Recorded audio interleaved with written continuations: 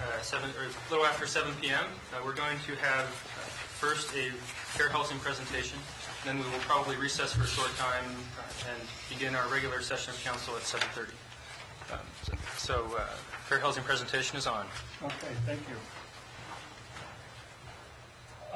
Donald Eager again. I just wanted to give you an update on some of the things that have been going on with the program since we met in the, whenever it was, I don't remember now. I think it was before the holidays. But key thing is we have redesigned and reprinted all the brochures and posters so that they all reflect not only state and federal, but they also have the information regarding the city's ordinance. As a matter of fact, I'm picking up those this week. And one of the things we're going to do is within the next week or so, I'm going to be coming down and really learning the campus because I'm going to try to hit every bulletin board in every building with a fair housing tenant landlord poster information so that it's out there. We've have 3 trainings. We've done 2 of them. We've got one coming up next week, which we're going to train the entire staff of the Athens Metropolitan Housing Authority, which will reconnect us with some of the folks there. But we did a student training a couple of months ago at the student union, and it was interesting. We got no students, but I got 3 landlords who rented students to students, so that worked out really well.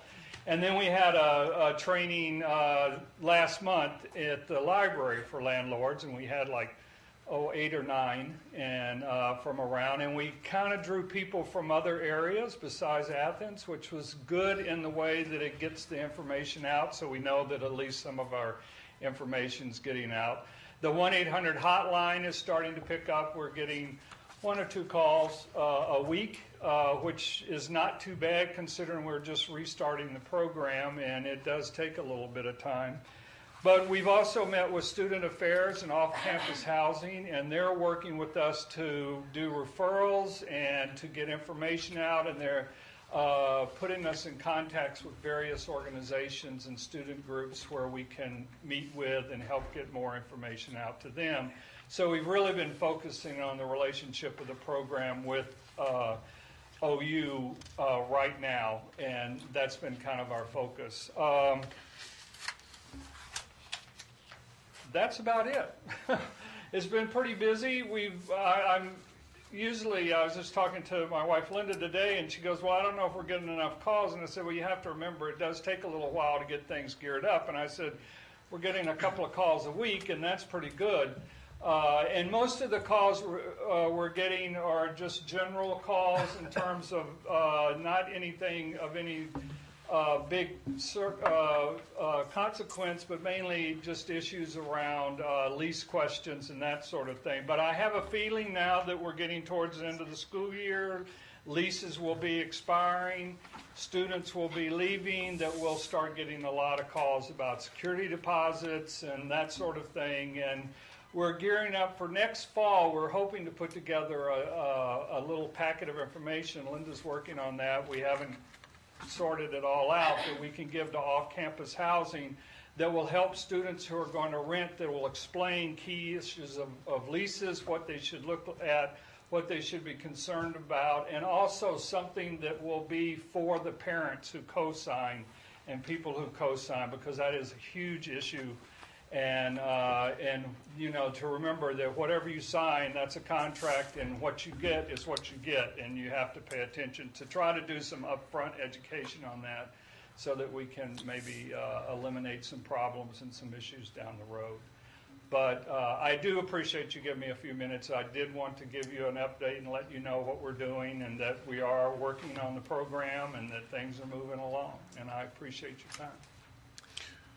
Yeah. What is the 1-800 number? Oh, 1-800-850-0467. And it's free, there's no charge, and it's anonymous if you want it to be. They're confidential. We do not give out the information. We do not do anything that, and it's not, we don't even provide the city with the name and the address of people who calls. We just give them the general information. Great. Thank you. Mm-hmm. Okay. A couple things. One is partnership, all the other gender bias. The other thing is you talked about trying to get the bulletin boards within the university. Mm-hmm. I am aware some of those bulletin boards are highly scanned and monitored, and you really need permission to stick something on it. I don't know which ones they are, but I know as soon as you put it up, and if it's not authorized, it'll have some problems. I talked to Student Affairs, and Okay. they gave me a list of those buildings and the ones that I can use, and then they said if I had any problems to let them know, and they will get them up for me. So, Okay, and the other one, of course, is Get Us Some. I know it's in the printers. right. Okay, and the other one is Student Legal Services, which is an offshoot of the university's legal services Right, for right. students. Okay, you know about that already. Right, and we haven't called them yet, but I'm hoping to meet with them. I've got contact people there that, as a matter of fact, Student Affairs gave me some names, and we're just playing phone tag on that to get the information to them. Okay, and the basic, we know what it is, but for the students here, so they can all write it down in their class notebooks here, or journalism things, you're actually covering unfair housing issues and Right. discrimination issues, right? Right. Do you want to add anything to that so they can quiz you? Well, what we basically cover is anything to have to do with denial of housing that's based on race, color, religion, sex, national origin, or gender, I should say, disability, family status, and then sexual preference and other gender-related issues, and so forth. And then we also, along with that, we do tenant-landlord help counseling for tenants who are having problems with landlords and landlords who are having problems with tenants. And we work as a mediator or an advocate on either side. We obviously advocate for the consumer and is where our focus is, but we also want landlords to know that we can help them and we do help them with their issues. Okay, thank you.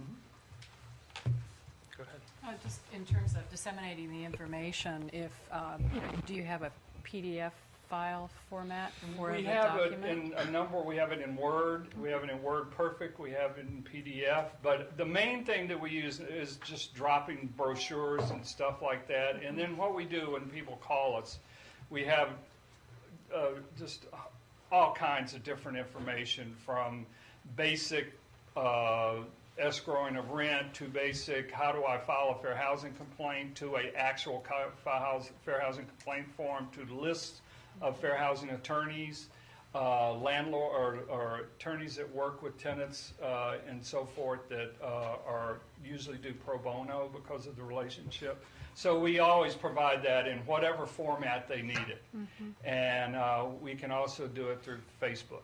Okay. I'm just thinking of some possible ways, and the Student Affairs Office may have talked with you already about ways that they're going to post that Right. online at their place, but there might be something that we could post on the city website, just one more piece of information. I think we have a link to communities and neighborhoods and moving to Athens, so that might be I think something. Linda has been working to get a link not only to our website, dveager.com, which has a bunch of information and is constantly in a state of upgrade, but also a fair housing page that will be linked directly and will have all the information. Okay, that'd be And the great. main thing we like to get out is the phone number, the 1-800-850-467, and that information out, and so people call and we can talk to them and we can walk them through it.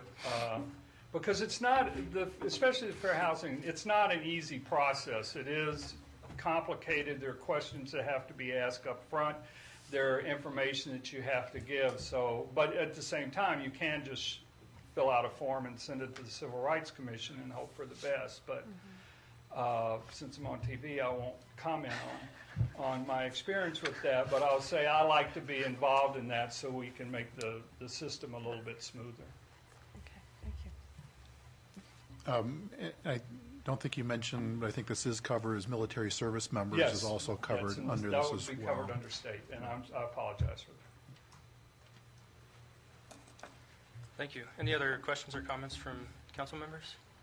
Anyone in the audience have any questions on fair housing issues tonight? All right. Okay. Well, thank you for the work that you do. No, I It's- thank you. It's a service that you never want to have to use, but we know that people need to once in a while. So thank you Yes, for doing yes. it. Exactly. Thank you. Thank you. Guys, have a nice evening. Thanks for your time. So we will take a break Thanks a lot. for a little over 10 minutes. We will resume our regular session of council at 7:30.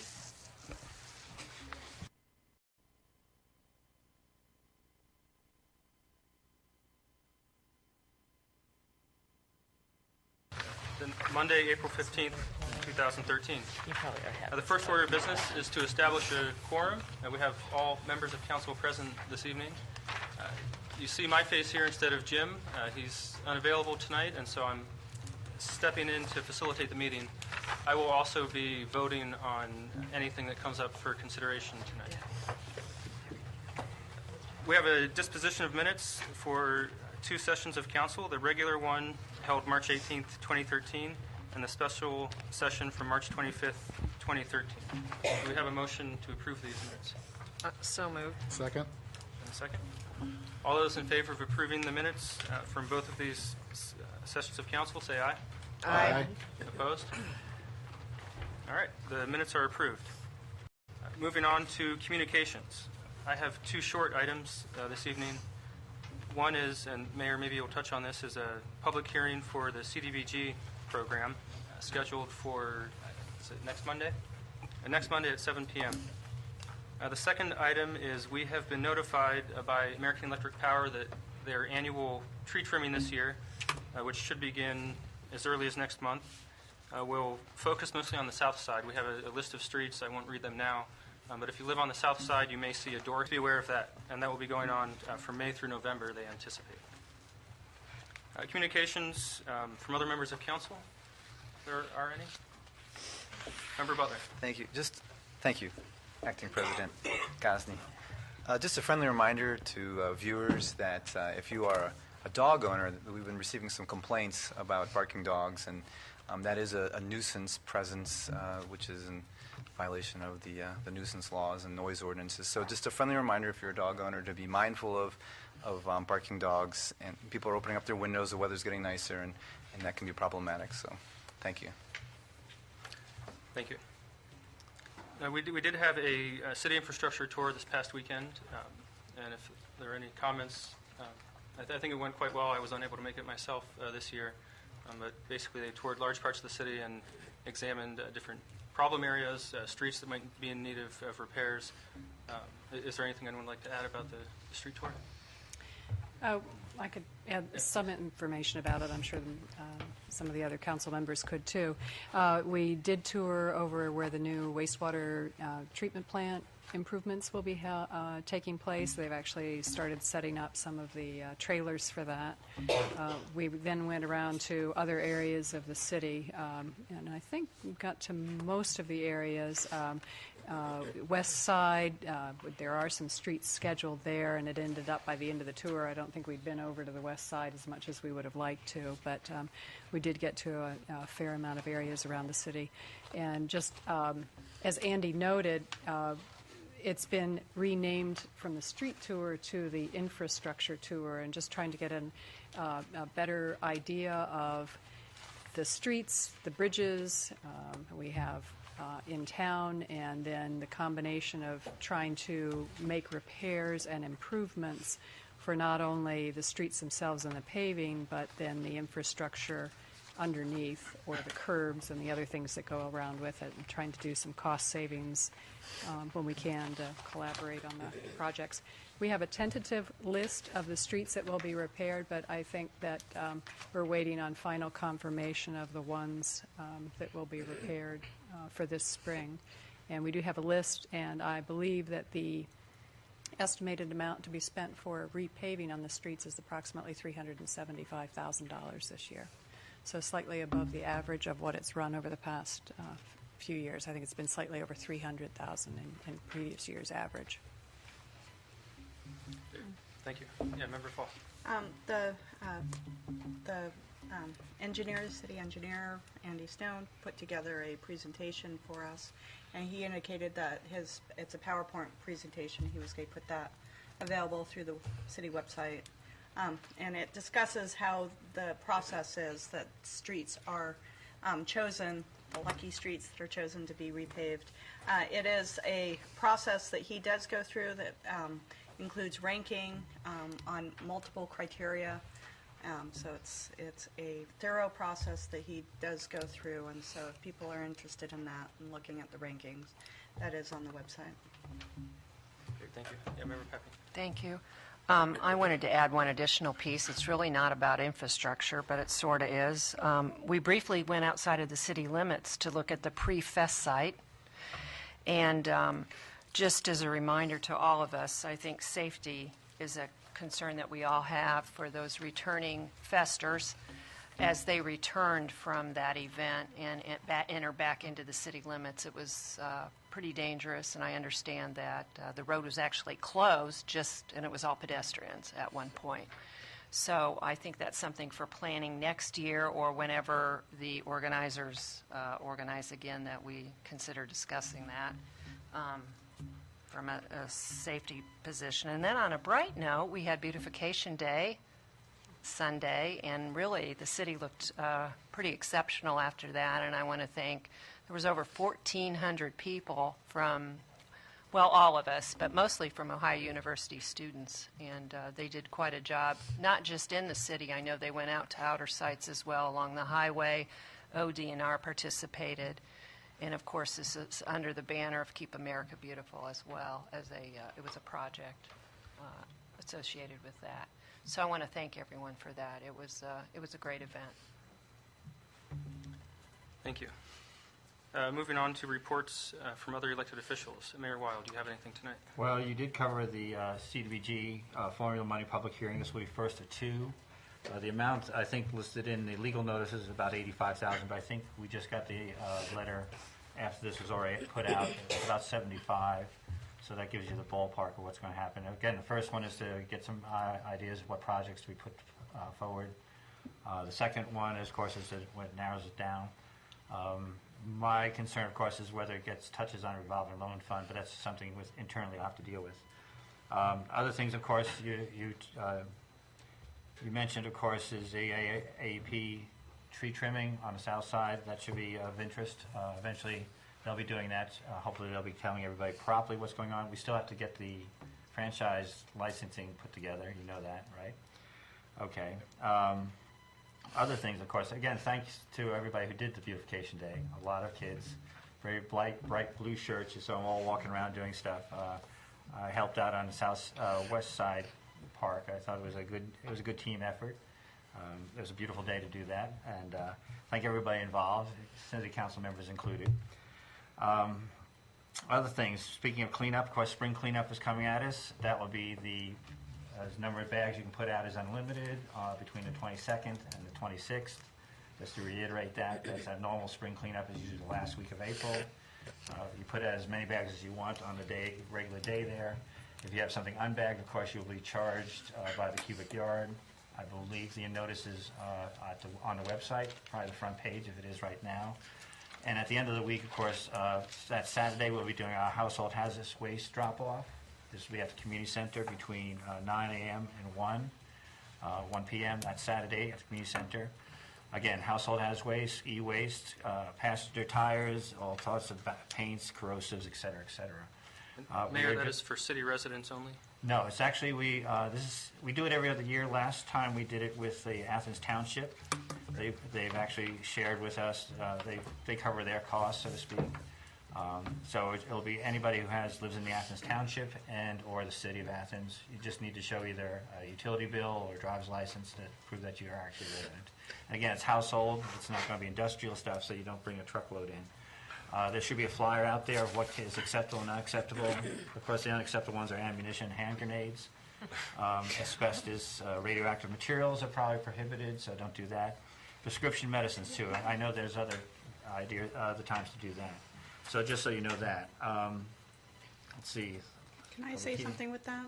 Yeah, go ahead. I think that with the conjunction with beautification and the spring cleanings, I think that people also have to pay attention to making sure they don't have puddles and clean out their gutters to reduce the amount of mosquitoes, because we are getting more and more, there is more concern about mosquito-borne illnesses, and I think it's a good time when you're looking at your tires and all those sort of things and all the other junk is to really look at that. I would encourage landlords to go out and clean their gutters out. It's really disconcerting when you have gutters and you have trees growing out of them, because that's just prime mosquito habitat, and we don't want to have to ask the health department to go and do fogging through the... Yeah, fogging's no fun. No, and there is more and more concern about all the mosquito-borne illnesses, because there's more mosquitoes out there because of global warming, and climate change. Well, again, we've also introduced new species. I think the tiger mosquito's here, which is the vector for dengue, I think. Yes. Okay, and the eastern equine The encephalitis. equine encephalitis, which can be fatal. Okay, so those could be the problems. So you want to, yes, actually, you're actually taking over my job. You look in code every I spring. I'm know, supposed to tell and I everybody. think we should have a clean out your gutters day. Clean out your gutters and your swales and your tires and all your utensils and stuff like that. Let's see. So I lost my train of thought there. But oh yes, of course, this is the busy month. Next week we're going to have, of course, International Street Fair, I believe, and the Palmer Fest, and there will be restricted parking on Mill Street and all the streets in that area, just for safety factors. And I think I've covered everything that I can think of right now. Okay, well, thank you very much, Mayor. Okay. Auditor Hecht. Yes, I do have two reports I'd like to give tonight. First one being a CCA update. Several council members have asked for this. The amount collected so far that we've actually received is $82,000. $140,000 has been billed out. New accounts are over 150 through CCA. We collected 25,000 in-house, so that puts us well over 100,000 actually collected so far. We set up about 20 new accounts just today. As you know, today was a big day in our office. And most of these new accounts are a result of the CCA program, which went from 2006 through 2010. And now that those people are, realize that we have this tax, they have to pay 11 and now 12 also. So we have set up over 100 accounts ourselves. And actually, this is based on a 50% response to the first round of letters. So if that tells you anything about where we're going with this. So, we're still hanging in there, and I know not everybody loves us right now, but the auditors will. I'll tell you that, because this is our responsibility. The other report I want to go over is my year-end report, which is sort of late this year. But I gave everyone a packet. These reports were put together by the different people in my office. By way of explanation, the first page is the administrative assistant report and then the payroll report. Last year, we had a different payroll administrator until about June. And then the administrative assistant, Leanna Woods, took over payroll and has kept her administrative assistant duties and has done an excellent job. It was a little bit tough there for a while, but we seem to be hanging on there, and things have gotten a lot better. So I'll start with her administrative assistant year. That position is responsible for tracking all the capital assets from acquisitions to disposals for the city. For 2012, we entered 118 fixed asset forms with a total value of $277,000. Of that, 4 were vehicles valued at $84,000. Throughout the year, 18 were disposed of, traded in, or sold. The cost of those items was $515,000. The disposal amount the city received was $62,000. All city contracts, employee bonds, construction maintenance bonds, vehicle titles, license plate registration information, project paperwork, and ordinances are tracked by the Auditor's Office Administrative Assistant. One of the reasons I'm going through this administrative assistant and just doing our report is so that people realize that what we do in our office is really for every office in the city. We deal with everybody. We keep a lot of records, mainly for the auditors and for reporting, such as project records. But it's really quite a bit, and it's quite important. The administrative assistant is also responsible for tracking 79 city-owned properties. This includes working with the law director's office to request tax-exempt status, vouchering and paying property taxes, and tracking refunds once a property is made tax-exempt, which is a 2 to 3 year process. The auditor's office and income tax department retention schedules are also handled by our administrative assistant, and she also organizes all the paperwork to be destroyed. Along with being responsible for all purchases and processing for the auditor's office, the administrative assistant is responsible for processing the health and life insurance bills for all city employees, along with enrolling, updating, and terminating employees from the city life insurance program. The administrative assistant is responsible for backing up the accounts payable position and is now also the payroll administrator and the income tax department. She also coordinates the installation and technical support of the income tax withholding tool that we started a year ago, January, which is our online payment. And we hope to do all of our taxes online, but we started with the withholding tool as that is the our main source of revenue for the city is through withholding. As far as payroll goes, I think this one is always just kind of more interesting for people. But each pay, she processes approximately 250 timesheets and about 280 payroll and deduction checks. An average payroll for the city is $377,000.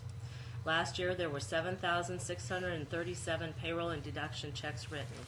Gross payroll for 2012 was $9,847,641. Deductions for the year totaled $3,205,000.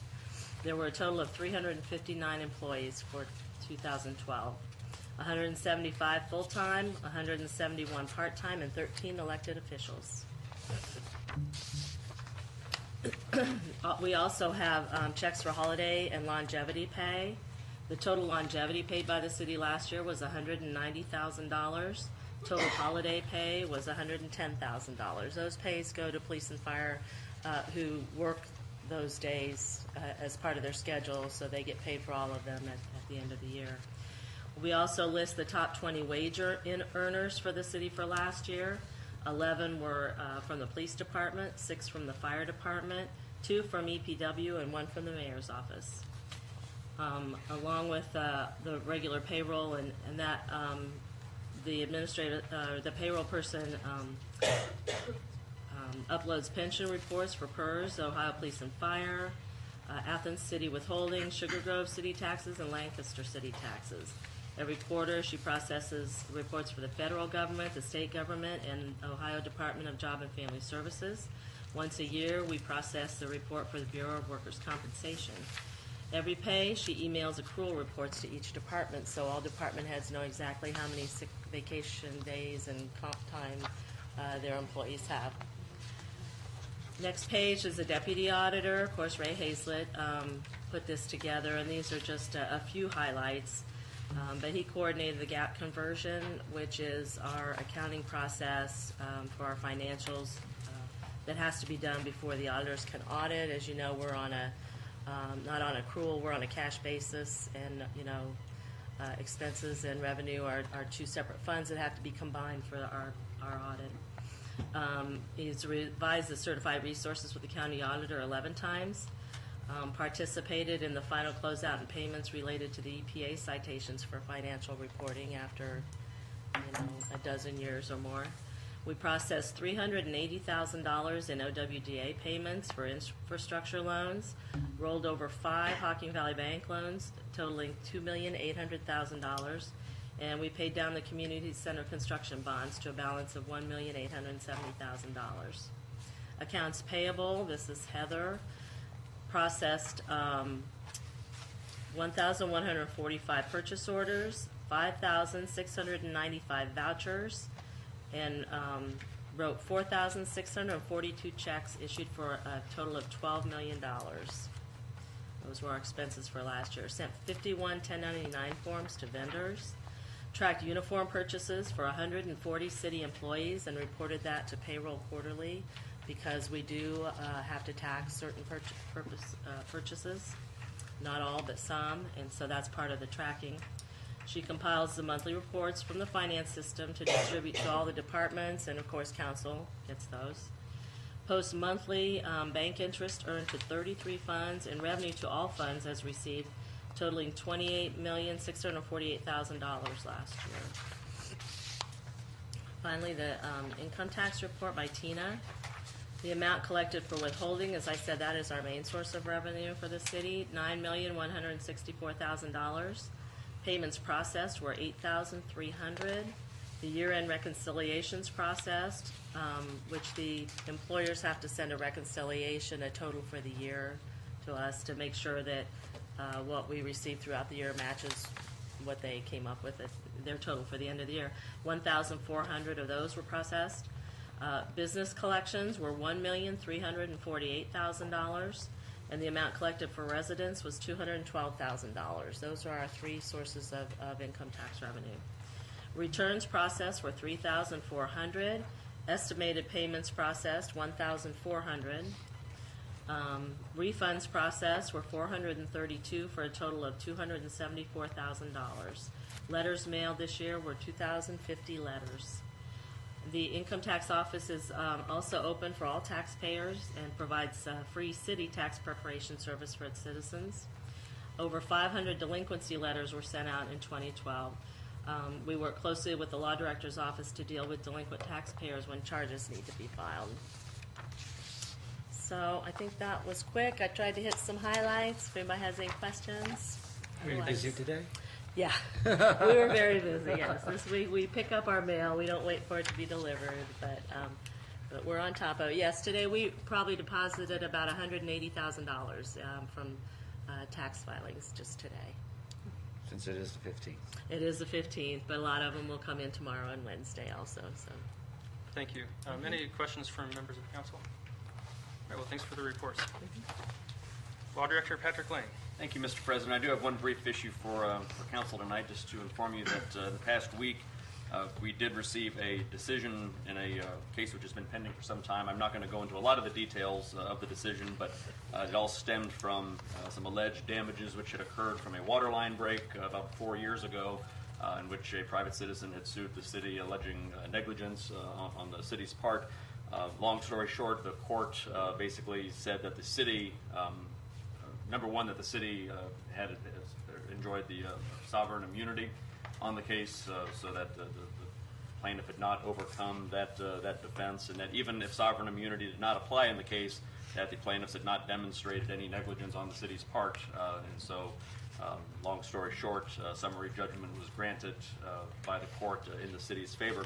We were pretty comfortable as far as the legal issues pertaining to this when early on when the issue had originally, some of you may remember the major water line break on the south side from back at the end of 2009, and we had investigated that at the time and working with our insurance company to try to see what, if any, legal exposure the city may have. We were pretty confident at that time that sovereign immunity would apply, and that even if it didn't, that there was no negligence on the city's part, that the engineering and public works folks did everything they could to address the break and to fix it as quickly as possible. And certainly the city is pleased that the court has seen come to a similar conclusion on that.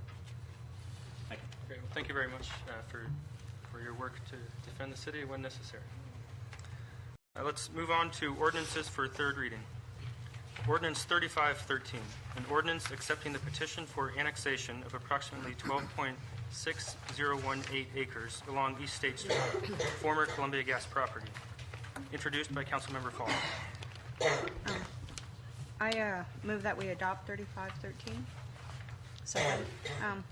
This and ordinance 3613 all go along with the long annexation process that we go when we bring property into the city.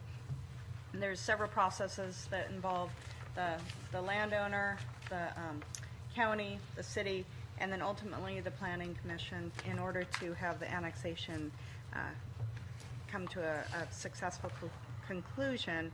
This is one part of it. And if you look at the map back here, it's our little kind of white belly button down there at the end of East State Street. So we're pleased to be able to finally conclude this, and I'm sure the landowners are too. Thank you. Do we have any questions or discussion on this ordinance before we vote?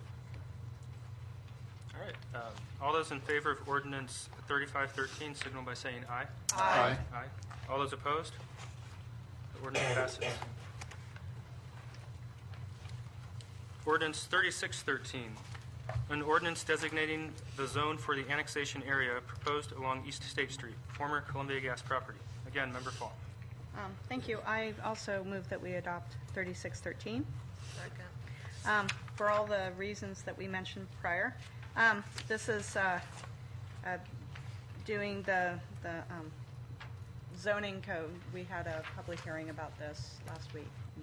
It will be for MI for manufacturing and industrial. So. All those in favor of ordinance 3613 signal by saying aye. Aye. Opposed, the same sign. The ordinance passes. Ordinance 3713, an ordinance authorizing the design of a new production well in the Armitage Field. Introduced by Member Butler. I think we may hear from Member Reisner this evening. Actually, I have this one. Thank you, Mr. President. And then Mr. Reisner, Member Reisner will have the one that's the second reading. I move to adopt ordinance 3713. All right, second. Thank you. This particular ordinance was discussed in committee and essentially is addressing basic housekeeping for the city and need to maintain and take care of our water needs. So this is specifically for design of a new production well in the Armitage water field with a cost at $32,000.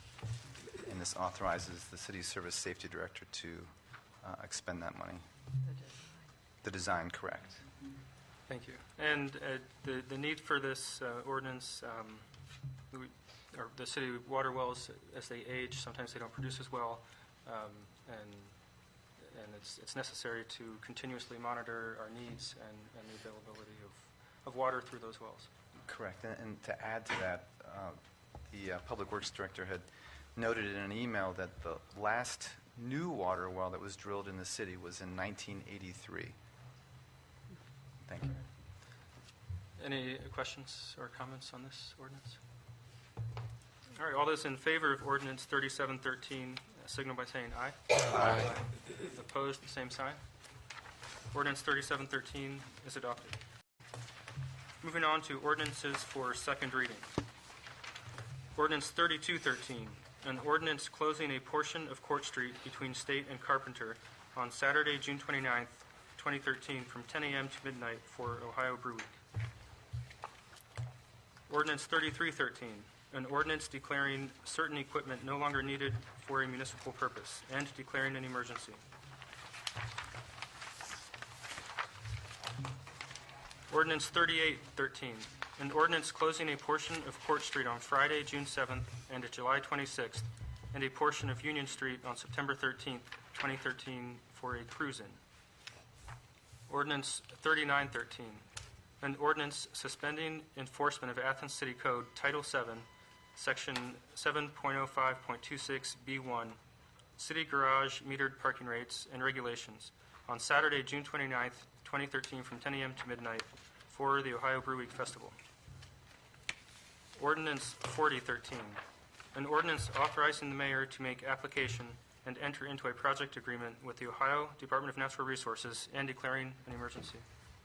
Yes, Member Patterson. Mr. President, I ask that we consider ordinance 4013 under suspension of the rules.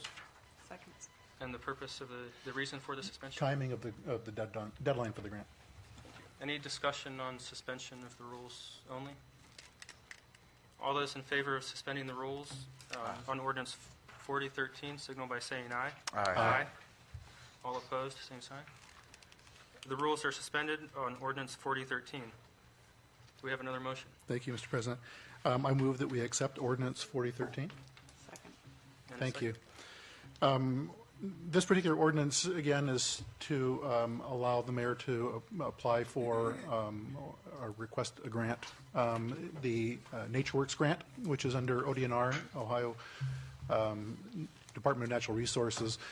As some of you remember, the grant, in terms of the actual project, there was a lot of discussion as to what the project would actually be, looking at the West State Street Park as a potential site. After further review, the project that's being looked at and in meeting with the city engineer, what seems to be a project that would be more appropriate and one that will fit within the budget is to put an access ramp at Sells Park so that individuals with all abilities or disabilities can enjoy the pond up there at the top of Sells Park. It fits the grade requirements and as well fitting the budget. As you remember, the grant itself is $22,000 that would come from the NatureWorks grant from the state. And there is a match. It's a 25% match. 25% would be for the city, which would be roughly $7,000. This is a reimbursable grant. In other words, the project, if approved, and if the grant is accepted, the project would go forward. We would pay for it initially, after which we would be reimbursed for 75% of the project itself. And again, that would be a little bit more than $22,000. Thank you. Do we have any questions or comments on this ordinance? All those in favor of ordinance 4013 signal by saying aye. Aye. All those opposed, same sign. Ordinance 4013 is adopted. Ordinance 4113, an ordinance authorizing the repair and rehabilitation of city water wells. Project number 275, and declaring an emergency. Mr. President, I'd like to speak to that. I'd like to request a suspension of the rules to consider this ordinance. Second. And a second. The reason for the suspension? Getting the wells fixed as fast as possible. This is the Oblenis, the hospital well field, and it's got some serious problems. Thank you. It's technically it's only about 5 to 10% of our water flow, but it's 5 to 10 we want to get rolling. Excellent. Any discussion on suspension of the rules only? All those in favor of suspension of the rules on ordinance 4113 signal by saying aye. Aye. Any opposed, same sign. The rules are suspended on ordinance 4113. Mr. President, I move that we adopt ordinance 04113. Second. Second. And as the mayor spoke, it's a matter of public safety and convenience, and I think we need to get it done as soon as possible. So let's do it. Yeah, Member Pepe. We talked at length on our infrastructure tour as well. We viewed all the wells. We drove by them. We talked about the different equipment issues and the screening and what's going on with the water supply. So I think we're pretty well informed on what's going on with our wells. Thank you. All those in favor of ordinance 4113 signal by saying aye. Aye. Opposed, same sign. The ordinance is adopted. Moving on to ordinances for first reading. The first one is ordinance number 4213, an ordinance amending the 2013 appropriation ordinance and authorizing an interfund transfer. Thank you, Mr. President. The two items that are covered under this appropriation ordinance were discussed last week in our Finance Committee meeting, and there are two parts to it. One is the liability insurance for the city of Athens, and we are part of a pool, and we have been since 1998, and this covers building liability, inland marine, and auto. And the charges for this will be a total of $78,252. What we've done, there are 12 different accounts to which they're charged. So major departments within the city, such as the sewer fund, the water fund, the water maintenance fund, the parking garage, are each charged a portion of that liability insurance bill. And the second part of this appropriation authorization is for $50,000 to the Athens Enhancement Fund 250. And this is a project for bus shelters for our Athens transit system. It was approved last year. We weren't at the point where we were ready to expend that money, so what we're doing now is this year needing to reappropriate that. The $50,000 total cost, $45,000 of this $50,000 will be a reimbursable grant that will be paid back to the city after we incur the expenses. So that last $5,000 added to the $45,000, that $5,000 is cost share. So total project cost of $50,000. And those are the portions of the appropriation. Thank you. Is it possible to suspend rules on this? The Ohio Municipal League bill, I think, has been invoiced already. This just represents the amount of money we have to supplement the various fund lines that are short. So there's an urgency to pay the bill. Yes, Mr. President, I move that we consider this bill under suspension of the rules, Second. or ordinance, excuse me. And we just heard the reason for the suspension. We need to get this money moved to pay a bill for our liability insurance. Yes, it's a 3-year cycle for this insurance. We discussed this We last did, time. yeah. But So we have a motion for suspension and a second. Any comments on suspension before we vote? All right. All those in favor of suspension of the rules on ordinance 4213 signal by saying aye. Aye. Aye. All those opposed, same sign. Rules are suspended on ordinance 4213. Thank you, Mr. President. I move adoption of ordinance 4213. Second. And this is the appropriation ordinance that was previously described for liability insurance and then for our bus shelters. Thank you. All those in favor of ordinance 4313 signal by saying aye. Aye. 42. I misspoke. All those in favor of ordinance 4213 signal by saying aye. Aye. All those opposed, same sign. Okay, ordinance 4213 is adopted. Now on to ordinance 4313. An ordinance amending ordinance 1913, authorizing construction and construction engineering of the wastewater treatment plant improvements, project number 266, and declaring an emergency. Mr. President, I ask that we consider this ordinance 4313 under suspension of the rules. Second. The reason being that the trailers are there at the wastewater treatment plant and we're ready to begin engineering on this. And really, what this is, we had an error in terms of the fund lines. And normally, if it's clerical on a small amount, it's okay to go. But this is a little bit larger than your normal error.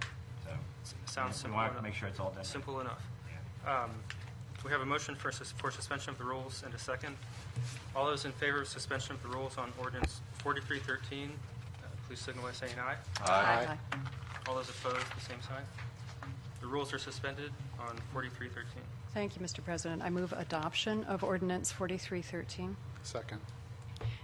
And as the mayor explained, this particular ordinance is an amendment to an ordinance that we passed a few weeks ago for the improvements to the wastewater treatment plant. And what we realized after we had passed that first ordinance was that we had appropriated the money out of the debt fund, but it needed to be out of the capital improvements fund. So this ordinance tonight just straightens out that clerical error. Thank you. Any questions or comments? All those in favor of ordinance 4313, signal by saying aye. Aye. All those opposed, same sign. Ordinance 4313 is adopted.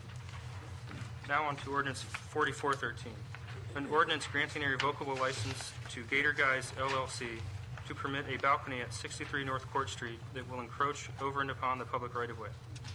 And I introduced this ordinance, so I'll speak to it briefly. We've gone over this in detail at many meetings. We thought this would have the support to pass council, and it didn't.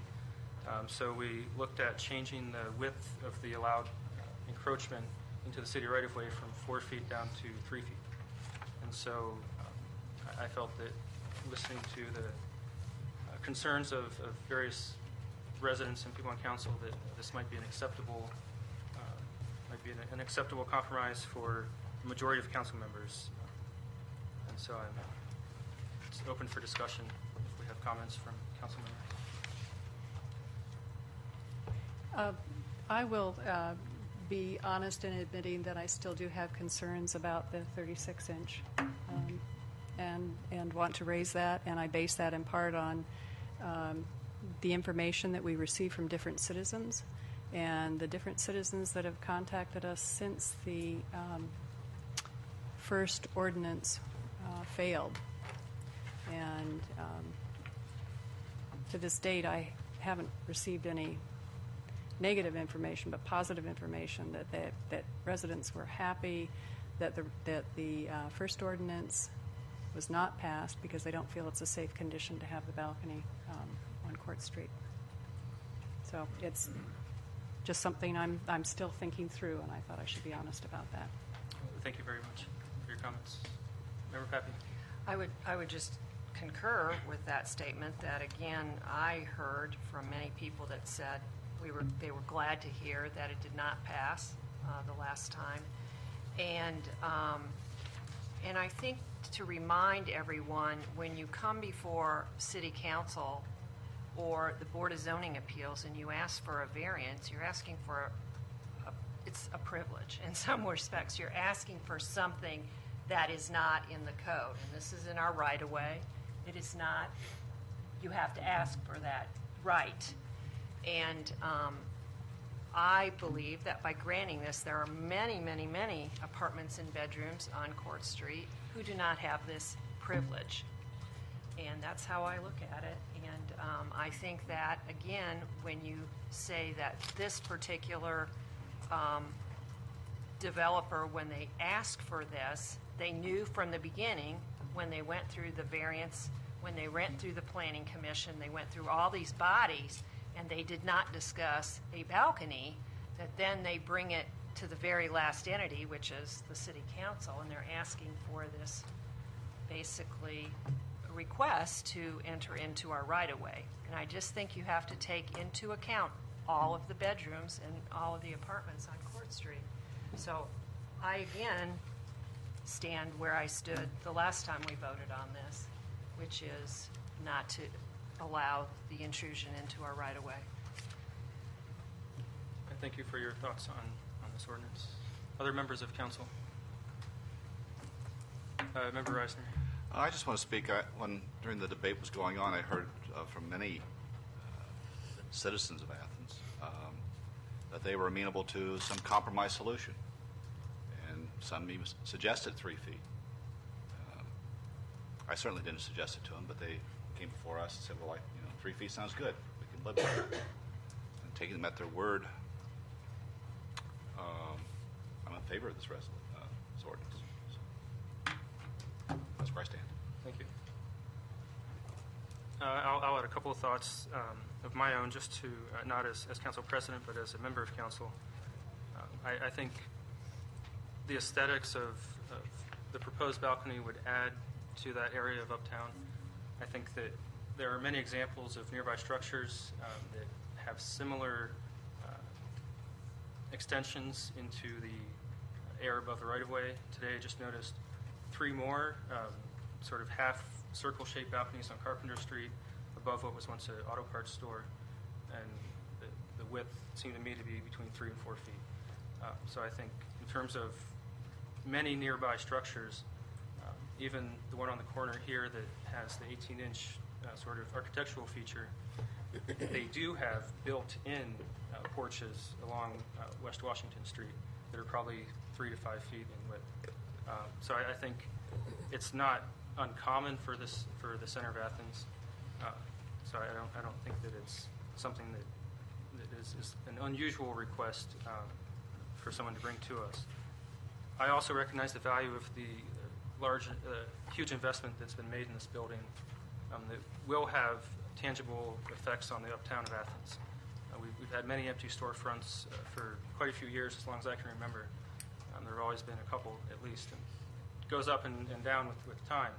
But I think the reinvestment in this particular property will do plenty of good for this lower section of Court Street and the town as a whole. I'm going to open it up to comments from Mayor Weil or anyone else out there that might have comments tonight. Please.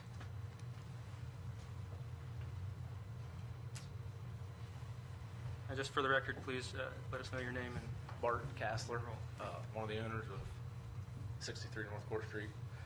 I think that from the beginning we knew that it was your guys' vote to encourage on the right-of-way. And somewhere in the heavens of the code, we're allowed to have 18 inches or 24. We didn't really know what it was. From the beginning, we wanted 4 feet just because it would be the most aesthetically pleasing in our minds. 3 feet would personally be fine with me. I think it's somewhat of a compromise from what we asked for. Obviously, you guys are the final say. When we started the process at the BZA, they told us then that it was your guys' decision to encroach anything past 18 inches. So we kind of knew it was going to be a discussion from that point, and appreciate you guys taking several months to discuss this. And if anything, any questions, I'll try to answer them. Okay. Do we have any immediate questions? All right. Well, thank you for coming and for your persistence in this matter. We'll see what the outcome is in a few weeks, probably. Any other comments before we move on? Moving on to ordinances for second reading. Resolutions for second reading. Resolution 5-13. A resolution declaring the necessity of certain improvements in the city of Athens, Ohio, consisting of the construction of streets in a portion of the area of the city known as University Estates, the levy of assessments to pay a portion of the costs of such improvements, authorizing matters related thereto, and declaring an emergency. We don't need to do anything. This will be... Do we have an amendment? And this is the bond council. Bear with us for one moment here while we double check a detail on this resolution. Did she say amend or suspend? Okay. I don't know. Suspend. It sounds like. We do, yes, so I do want to make a motion to amend Resolution 513. And as we discussed last week, there are two additions to the original proposal, and these were prepared by the bond council. One of them was the increase in the actual amount based on the percentage interest for administrative fee that would be charged. And this moved the total amount of the assessment from $648,000 to $684,000. And the second one is the adding of the language of the sentence that we read last week, that at the city's option, such assessments may be levied and collected when the final assessable cost of the project has been determined, which may be before the project is commenced or completed. And this language was added at the suggestion of the bond council, knowing that we need to be able to move forward with our September 9 deadline of having the amounts listed on the property taxes for this year. Great, thank you. Did we get a second for the motion? Yeah. So we have a motion to amend this resolution as discussed. Do we have comments or questions on the amendments? Okay. All those in favor of the amendments, please signal by saying aye. Aye. Same sign if you're opposed. The resolution is amended. Mayor Weil. I would hope that if you get a chance, you might have to suspend rules to make this timely. Yeah. So the next cycle. Yeah, I think we discussed Tonight. We No, could do it it's tonight. Tonight. Yeah. If we want to get this on the property tax rolls by September 9th, this isn't the only ordinance or resolution you're going to have to pass in the next couple months, and they need to move along. Okay. Thank you, Mayor Weil. Mr. President, I make a motion that we consider this ordinance under the suspension of the rules. Second. And the reason being for the purposes described, so that we can get the assessment billings on the property tax records by September 9th deadline. Thank you. Do we have comments on the motion for suspension? We briefly talked about why we would need to suspend it last week, and this is one of many. It's another one of those very convoluted processes, kind of like annexation, where it takes many resolutions or ordinances. So, thank you. All those in favor of considering of suspending the rules on resolution 513, please signal by saying aye. Aye. All those opposed, same sign. Okay, the rules are suspended on resolution 513. Thank you, Mr. President. I move adoption of resolution 513. Second. And this particular resolution is called Resolution of Necessity. It's the first of several ordinances that will be passed for assessments that will be given to the property owners in the area known, in portions of the area known as University Estates. And this will be for purposes of improving the particular roads there that have been problematic, and I think this is a good solution for all, for getting the repairs moving along. Thank you. Yeah, Member Pat. We did tour that area on our infrastructure tour, off-road and on, and we saw certainly the need for this improvement. So, again, another area that we spent a lot of time discussing and reviewing and talking with Andy Stone. Thank you. Member Butler. Thank you, President Gosney. I'd like to express my support for this resolution, as well as the leadership from the administration and the support from the auditor, and specifically Member Nisley for taking charge on this. So it is the ward I represent, and I'm grateful for her efforts and expertise on this. So thank you. Thank you. Member Reisner, did you have a... No. Just reposition. I would just like to say a comment or two on this, and this has been, as anyone that knows the area, has been a problem for many years, since soon after the roads were built. They were never built to the specifications they needed to be, and it was a problem without a solution for quite a while. This assessment process seemed by most people that I discussed it with to be the most fair way for the city to try to repair these, what are private roads today, to try to get these private roads up to a condition where the people that live in that neighborhood are able to use them without damage to their cars or as they're walking or otherwise traveling on the roads. So we have a motion to adopt and a second. Any further discussion? All those in favor of adopting Resolution 513 signal by saying aye. Aye. All those opposed, same sign. Stand. The resolution is adopted. Now moving on to announcements and other business.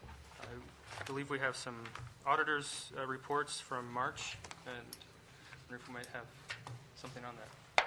Member Patterson. Thank you, Mr. President. I'd like to make a motion to accept the auditor's financial reports submitted for March 2013. Second. Thank you. And these are we get these from the auditor regularly.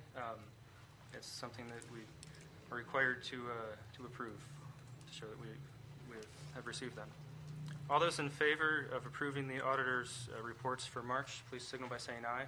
Aye. Opposed, same sign. All right. The reports are approved. Do we have any announcements or other business? Committee meetings coming up, or anything else that we might need to address? Go ahead. More than likely, finance and personnel. Is the idea of personnel. Let's see. I see we're also be trying to deal with that would be also the authorization for the Presbyterian lot. Okay, our lease is up on that. Let's see. We're also going to be starting work on Patton Street borderline, I believe. So that would be some money involved in that. I don't know if that goes to transportation. I see a notation that was something about boogie on the bricks. Does anybody know what's going on with that? Okay. I still have to bring that up. We also will, along the way, probably next committee meeting, we'll be talking about we had spent some money on an IT assessment, and we'll probably be asking for the consultant to report, maybe to you guys, if that's okay. Time. Sure. Please. Okay. Yeah. So those are some of the things that would come up in the next week, I hope. Great, thank you. And then just a reminder that we will have a public hearing on the CDBG program next week as well. Yes.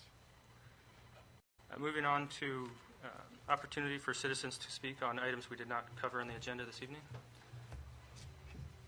Hi, John. Hello. Please sign in for us real quick there. Oh, okay.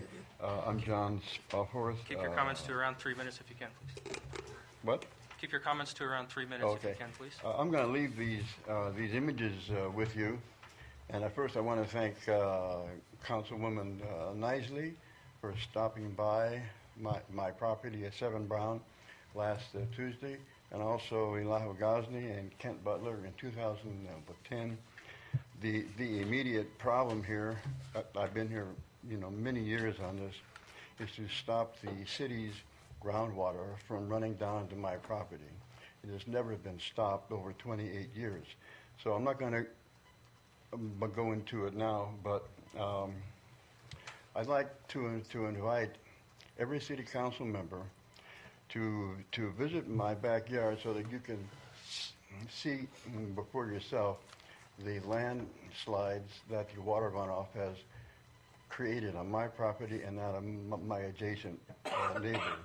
You might ask Law Director Pat Lang to share with you, if he hasn't already, a letter I sent to him that illustrates my position on this.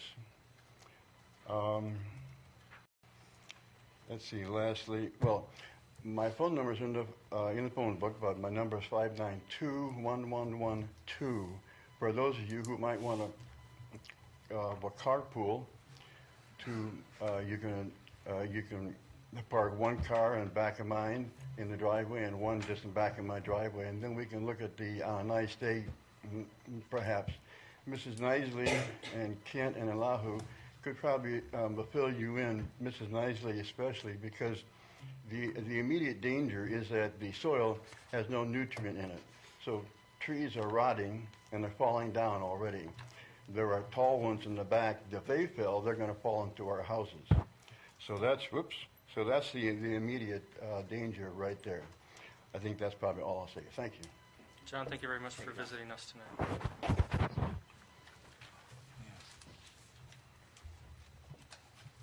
And that.